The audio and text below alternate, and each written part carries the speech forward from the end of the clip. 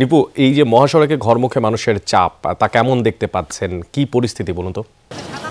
অনেক আসলে যতই বেলা বাড়ছে ততই কিন্তু আজকে যানবাহনের সারি দীর্ঘ হচ্ছে। ডেন্টিস্টের পরামর্শ নাও নতুন কোলগেট অ্যাক্টিভ সল্ট।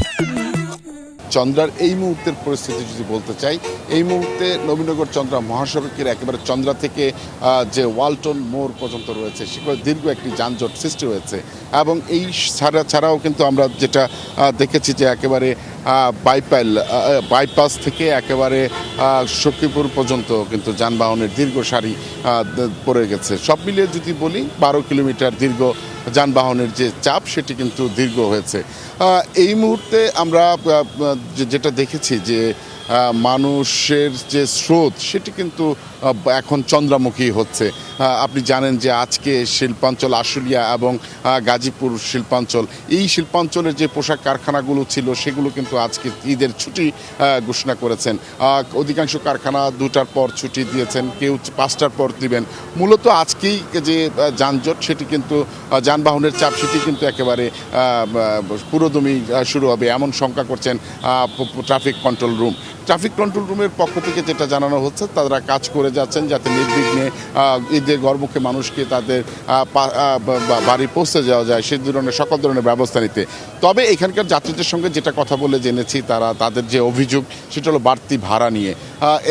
আজকে কিন্তু গতকালের চেয়ে বেশি ভাড়া চাচ্ছে এমনটি অভিযোগ কিন্তু তারা বলছেন। তো শুধু তাই না, আরও একটি অভিযোগ তারা করছেন যে স্থানটিতে বাস থাকার কথা সেই স্থানটিতে এখনও পর্যন্ত কিন্তু তারা নির্দিষ্ট স্থানে বাস পাচ্ছে না।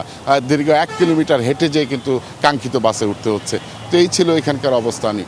গাজীপুর থেকে পলাশ প্রধান, যিনি মূলত ঢাকা ময়মনসিংহ মহাসড়কে অবস্থান করছেন। একটু জানতে চাই পলাশ, আপনার থেকে যে মহাসড়কের চিত্র আসলে কেমন দেখতে পাচ্ছেন? যেমনটা নিপু বলছিল, তেমন কি কোনো সিমিলারিটি পাচ্ছেন কিনা, নাকি ভিন্ন চিত্র দেখছেন সেখানে?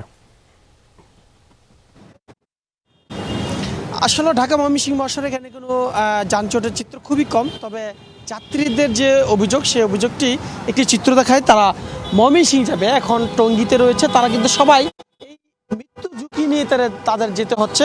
অর্থাৎ এখানে যে পরিবহনের যে একটি সিন্ডিকেট, সেই পরিবহনের সিন্ডিকেটের কারণে মূলত তাদের এই সমস্যা হচ্ছে।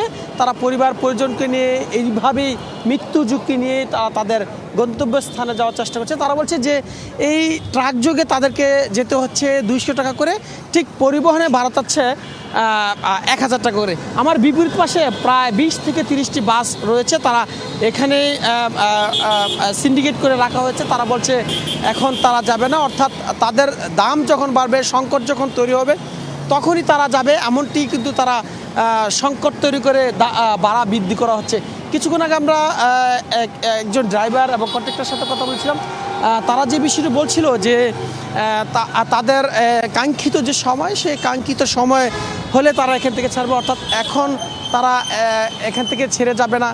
তারা বলছে যে তাদের একটি নির্দিষ্ট সময় রয়েছে এবং তাদের নির্দিষ্ট যাত্রী রয়েছে, এমন বাহানা দিয়ে মূলত ময়মনসিংহ মহাসড়কের পাশে বা মাঝখানে তারা সারিবদ্ধভাবে রেখে পরিবহন সংকট তৈরি করে ভাড়া দ্বিগুণ করছে।